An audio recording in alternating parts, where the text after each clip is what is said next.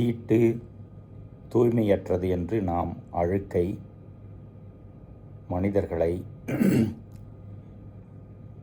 இறந்து போன உடல், இதையெல்லாம் குறிப்பிடுகிறோம்.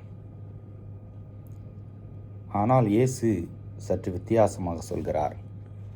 வெளியிலே இருப்பவை எதுவுமே நம்மை தீட்டுப்படுத்தாது, அது பாவத்திற்கு தள்ளாது.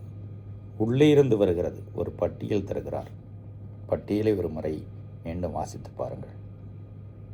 காமம், தீச்செயல், செருக்கு, கெடுமதி, பொறாமை, காழ்ப்புணர்ச்சி எல்லாமே உள்ளத்தில் எண்ணமாக வந்து சொல்லாகவோ செயலாகவோ வெளிப்படுத்தி நம்மை பாவத்திற்கு தள்ளுகிறது. இது போக வேண்டுமென்றால் என்ன வேண்டும்? கடவுளோடு நல் உறவு வேண்டும், நெருக்கமான உறவு வேண்டும், இயேசுவோடு குறிப்பாக. அது திரு அருட்சாதன அருளிலே கிடைக்கும்.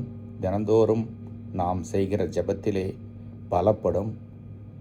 அது முடிவில்லா வாழ்வுக்கு வழிகாட்டி ஒரு நாள் என்றென்றும் கடவுளை காணுகின்ற பொழுது